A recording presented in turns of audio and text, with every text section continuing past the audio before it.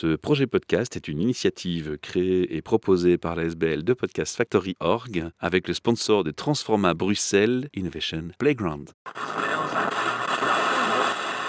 You're listening to the Podcast Factory. Bienvenue pour un nouvel épisode MidoriCast, votre podcast sur les initiatives positives en faveur de l'environnement. Et rappelez-vous, nous étions le 8 et le 9 octobre 2022 au Salon Hope à Namur.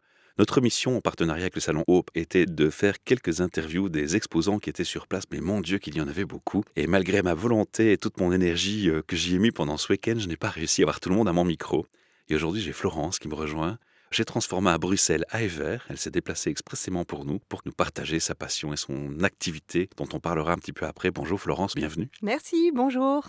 Florence, j'ai une question de démarrage, une question classique qui est importante, je trouve, quand on a un projet qui vise à améliorer la société, qui se préoccupe pour l'environnement. C'est de résumer un peu l'histoire qui se cache derrière la création de ton projet. J'en suis arrivée là, pas naturellement. Je me suis pas dit un jour, tiens, je veux être un entrepreneur. C'est pas du tout le fond et mon envie à la base. J'ai travaillé tout un temps comme acheteuse dans une grande enseigne. Donc c'est ce qu'on appelle le procurement. Voilà, aux achats. Donc catégorie manager, donc j'ai géré pas mal de catégories. Ça me plaisait bien. Et puis fin 2018, début 2019, je me suis mise à ranger ma maison. Mais dans le sens de vraiment éliminer aussi, de désencombrer. C'est suite à la lecture du livre de Marie Kondo, je ne sais pas si vous connaissez, la papesse du rangement japonaise. C'est suite à ça, à ce grand travail aussi où on se dit mais qu'est-ce qu'on accumule, à quoi ça sert, ça n'a pas de sens. Et je suis passée à un mode de vie beaucoup plus écolo, responsable, bio, acheté en vrac. C'est du slow life. Voilà, mais ça a mis quelques mois, parce que quand on accumule comme ça dans une maison pas mal de choses,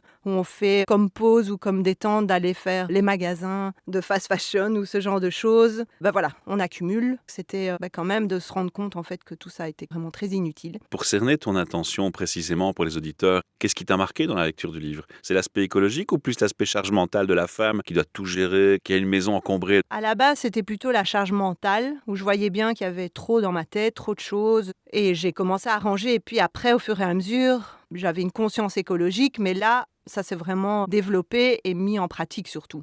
Parce que le penser que c'est mieux, c'est bien. Mais le faire, c'est quand même un petit peu mieux. Quel est le nom de ton activité ? C'est UA Natural, Y-U-A Natural. Voilà. Tu peux nous expliquer le nom ? C'est un prénom japonais. Je cherchais quelque chose en rapport justement avec Marie Kondo, qui est le Japon, et aussi un peu tout l'univers japonais, très minimaliste. Et le Y-U, ça veut dire le lien, la tâche, pour nouer des choses aussi. Vous comprendrez que ça a un sens pour la suite par rapport à l'activité. Et moi, j'extrapole ça aussi avec le lien qu'il y a entre les humains, la planète. Voilà, on ne peut pas faire des choses sans se poser la question de est-ce que c'est bien pour l'un, est-ce que c'est bien pour l'autre. Et le A, c'est pour amour, affection. On est axé sur l'humain, j'ai l'impression. Et c'est là que tu vas nous expliquer en quoi consiste ton activité pour les auditeurs. Je vais peut-être revenir un peu en arrière. Donc l'histoire de Marie Kondo qui a rangé ma maison. C'est pas à ce moment-là non plus que je me suis dit que je voulais changer de vie. Si, je voulais un peu changer de vie, mais j'ai pas réussi à trouver un emploi. Enfin, à ce moment-là, je voulais aussi changer de travail. Je me suis dit, voilà. Une recherche de sens. Oui, voilà, je voulais trouver un travail avec un peu plus de sens. J'ai quand même beaucoup cherché. Ce qui m'intéressait, c'est vrai que c'était le textile, mais quand on n'a aucune expérience là-dedans, on n'a même pas une interview. C'était une période très difficile de trouver un travail avec du sens et quoi faire, que faire. Et arrivé le Covid en plus. Un petit peu avant. J'ai finalement trouvé un travail, mais qui n'était pas vraiment en rapport avec mes valeurs. Mais j'arrivais à trouver quand même un sens là-dedans en me disant j'ai un travail, je vais être bien formée, etc. Il y a des nouveaux collègues, des nouveaux challenges. Et ça ne s'est pas bien passé pour moi. Pour eux non plus, du coup, puisque j'ai pas pu aller travailler. Après quelques mois, j'ai fini en burn-out. C'est souvent les cas de burn-out qui conduisent les gens à réfléchir sur mais qu'est-ce que je fais finalement ? Oui. Qu'est-ce que je fais de ma vie ? Et là, je savais ce que je ne voulais plus faire, mais je ne savais pas du tout ce que je voulais faire. Ce que j'aimais bien, c'était la couture. Je savais à peine enfiler mon fil. J'étais quand même très, très débutante. J'ai recommencé un peu pour sortir du burn-out, essayer de faire des petites choses au fur et à mesure, et notamment à travers la couture. Comme j'allais maintenant dans des magasins bio, ce que je ne fréquentais pas spécialement avant, je me suis aussi rendu compte qu'il n'y avait pas vraiment d'accessoires cheveux vraiment responsables.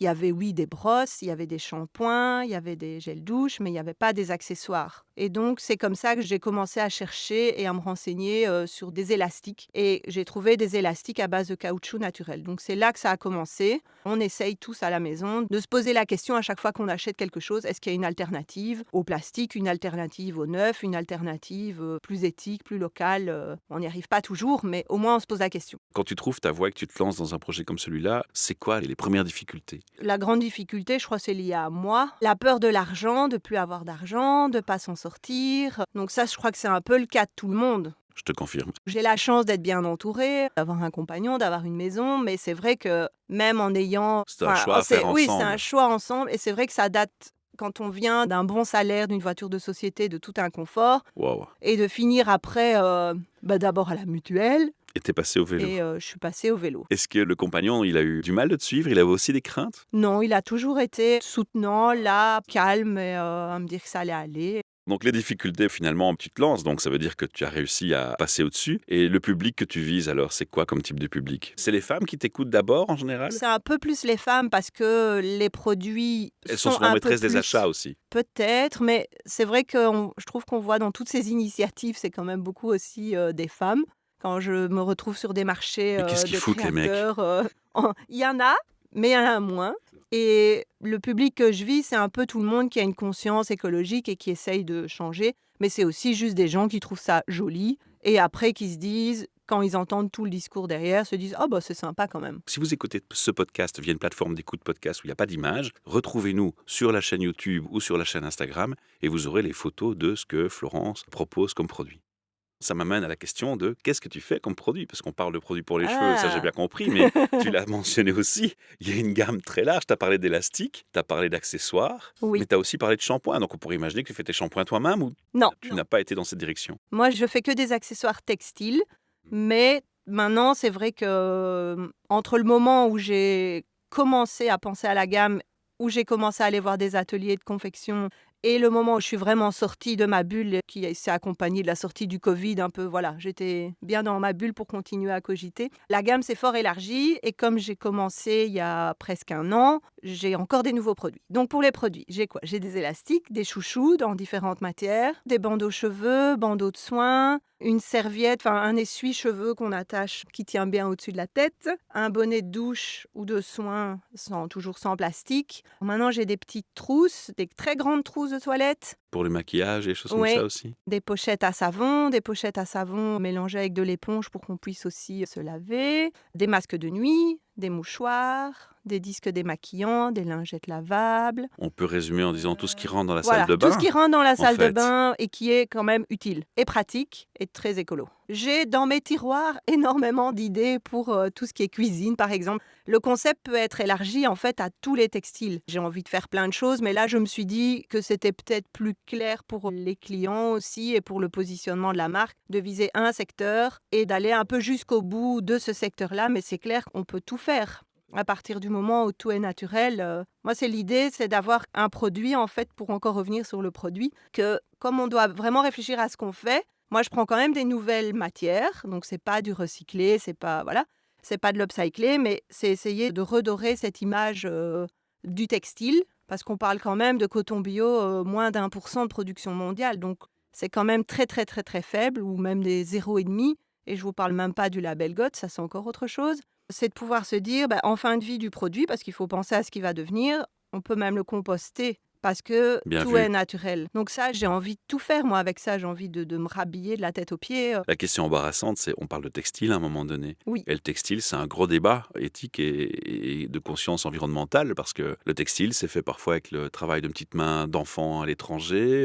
Il y a de l'import de tissus, il y a le choix des produits, des cotons, l'impact carbone de chacun. Est-ce que tu te poses des questions par rapport à ça? Est-ce que tu agis par rapport à ça? Est-ce que tu fais des choix par rapport à ça?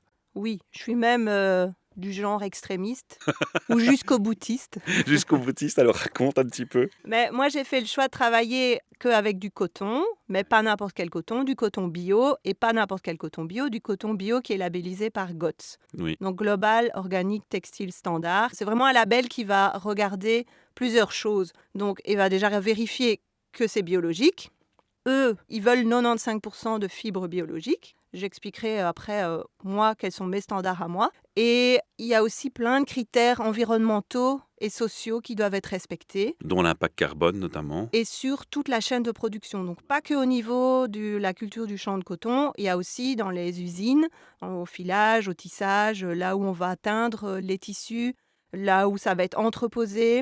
Donc voilà, chaque étape doit être certifiée pour Et pouvoir avoir ce label. elles sont décortiquées une par une, quoi. Oui. Tu me dis que tu es plus sévère encore que ce label parce que déjà comme ça, j'entends des entrepreneurs qui nous disent « Waouh, c'est pas évident à gérer cet aspect de la conscience écologique, où on la place, jusqu'à quelle limite, notamment sur le transport, déjà rien que ça. » Oui. Comme ma vision, c'est d'être 100% naturel et sans plastique, le 95% de fibres bio, moi, je l'ai mis déjà à 100. Ah ouais, donc tu veux Même du 100% 101. bio.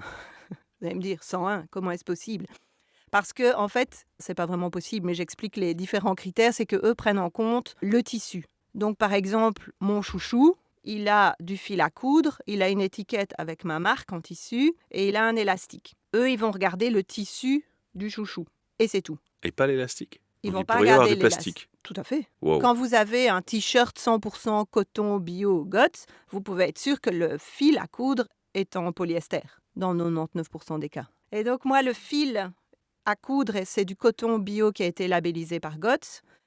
La petite étiquette aussi. Et l'élastique à l'intérieur, c'est un mélange de caoutchouc naturel et de coton bio. Tu les conçois toi-même. Je fais la conception, mais pas la production. Donc la production, elle est faite ici localement en Belgique. Ah, ça j'aime bien entendre. Quand Dans tu me des dis local, ça me plaît. entreprises de travail adaptées. Donc, c'est des entreprises qui permettent de donner un travail qui est valorisant aux personnes en situation de handicap. Le succès, où est-ce que tu en es maintenant? J'ai eu mon premier marché il y a 1 an au mois d'octobre. Et j'ai rejoint une coopérative d'activité en janvier de cette année. Et j'ai commencé à avoir des premiers clients, enfin vraiment des magasins à partir de février, donc moins d'1 an. Tu peux déjà fixer un bilan par rapport à tes craintes initiales? Tu Ça te se dis passe que bien, Ça se passe bien, la t'es contente? coach est très optimiste et tout, mais moi je reste toujours inquiète. Tu te fais coacher? Oui, par la coopérative. Ça, c'est bien d'avoir aussi quelqu'un On peut les qui- citer et les saluer? Oui, parce Job que c'est- Yourself. Voilà, c'est chouette Nora. d'aider. Ben voilà, merci à elle et merci à Ah Job oui, elle est Yourself. très, très, très bien. Donc c'est un petit coucou de chapeau. Qu'est-ce qu'on peut faire, nous auditeurs qui t'écoutons, pour t'aider? Bon, d'abord acheter les produits en ligne, j'imagine. Tu les vends en ligne? Oui, j'ai un e-shop. Ce qu'il faut, c'est un peu plus de volume pour pouvoir se dire qu'un jour, on peut en vivre. Et voilà. Donc, pour l'instant, je ne peux pas encore en vivre. Donc, grâce à Job Yourself, je bénéficie encore d'une partie du chômage. Mais bon, c'est pas suffisant. J'ai encore ici un peu plus de 6 mois avec la coopérative. Donc, après, ce sera le lancement, quoi. Encore des craintes par rapport à ça? Oui, j'ai encore des craintes, mais je crois qu'il faut accepter de vivre et de prendre le temps et qu'on ne construit pas une marque comme Non, ça c'est clair. en quelques mois. Et tant qu'il y a du progrès et des gens qui sont intéressés, des nouveaux points de vente, voilà, c'est bien. Est-ce que tu as pensé en futur de ton projet, à l'agrandir, vers d'autres produits, d'autres choses? L'agrandir, oui, plutôt par rapport à des produits ou de peut-être diversifier quelques couleurs. C'est vrai que pour l'instant, je suis très couleur naturelle du coton ou noir. Mais c'est plutôt une extension comme ça. C'est vrai que pour l'instant, je sens que j'ai encore besoin d'être moi-même un peu toute seule comme ça ou de faire appel à des gens, mais je ne me vois pas engager des gens et gérer des équipes. Mais varier la gamme de produits, oui. Oui, et surtout trouver encore plein de nouveaux points de vente. Alors, qu'est-ce que peuvent faire les auditeurs qui nous entendent? Donc, il y a des gestionnaires de magasins orientés dans l'environnement et dans les préoccupations environnementales, puisque c'est le public qui nous écoute aujourd'hui. Ils peuvent te contacter via ton site internet, ils peuvent te demander de déposer des produits chez eux, etc. Tout à fait. Ce n'est pas exclusivement ton webshop. Non, non, bien sûr, le webshop, c'est plutôt une vitrine. Il y a quelques commandes qui viennent, mais c'est vrai que c'est pas là-dessus que je vais pouvoir vivre, en tout cas. Mais oui, des revendeurs, ça, je cherche parce que je trouve qu'il faut vraiment expliquer les choses. Et moi, je crois au commerce de proximité et aux magasins qui connaissent leurs clients, qui vont me connaître, qui vont connaître les produits. Et c'est là où les produits se vendent bien. C'est quand les gens sont convaincus du projet et peuvent l'expliquer à leur clientèle. Il y a une réelle difficulté, je trouve, maintenant à faire la part des choses entre le fake news, la désinformation, des lobbies qui essayent de détourner la bonne intention. Il y a des débats contradictoires, mais non-stop. Alors, dans ton secteur où on parle de textile, ça arrive souvent en plus, ce genre de débat. Comment tu fais, toi, la part des choses? C'est pas facile parce que je me posais beaucoup de questions aussi par rapport aux matières recyclées. Ouais. Bah Parce oui, que parce que c'est si on vrai qu'il y a récupère déjà du plastique, tellement, mais ouais. on maintient le système aussi de plastique, du coup. Ouais, moi, c'est ça mon concept où je me suis dit, j'ai pas envie de me baser sur quelque chose que je trouve pas juste, c'est-à-dire des consommations de bouteilles en plastique.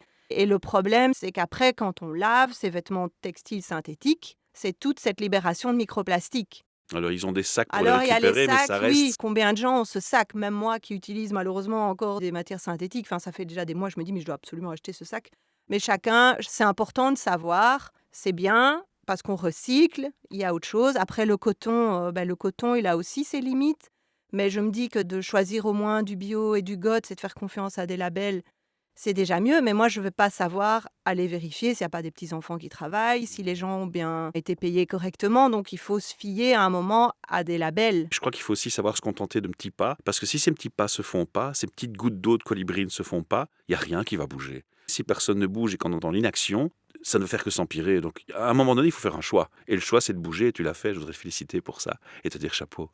Et si vous avez des idées, n'hésitez pas à vous lancer, à les partager avec votre entourage voilà, n'ayez pas peur. On est quand même bien aidés ici en Belgique pour pouvoir se lancer et c'est une chouette communauté de gens qui essayent de changer le monde petit bout par petit bout. Ce que je vais te demander, c'est de nous donner l'adresse de ton site internet, Donc moi, c'est YUA natural.com.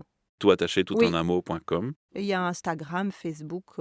En tout cas, moi, j'ai beaucoup apprécié cet échange et je vais aller plus loin. Ils peuvent même, les auditeurs, te laisser un message qui t'est destiné et personnalisé. Il y a un lien qu'on mettra dans la description du podcast qui mène vers un voicemail. Nous, on reçoit le message et on te le transmet. Et donc, ils peuvent te poser une question, t'encourager, te féliciter, te remercier. Ils peuvent te demander de les contacter. N'hésitez pas, il y a un voicemail, il est là pour ça. Et puis, si vous avez envie de remercier Florence, vous pouvez faire déjà une chose qui vous coûte 0 €, 0 cent. C'est un like, un partage de ce podcast et en parler autour de vous. Et ça fera de la promotion pour Florence et déjà ça peut l'aider beaucoup. Merci d'avance de faire cette action pour elle. Et on vous rappelle l'adresse du site internet. yuanatural.com. YUA. À très bientôt pour de prochaines aventures Midoricast. Merci. Merci. You're listening to the Podcast Factory. Ce projet podcast est une initiative créée et proposée par la SBL de Podcast Factory Org avec le sponsor de Transforma Bruxelles Innovation Playground.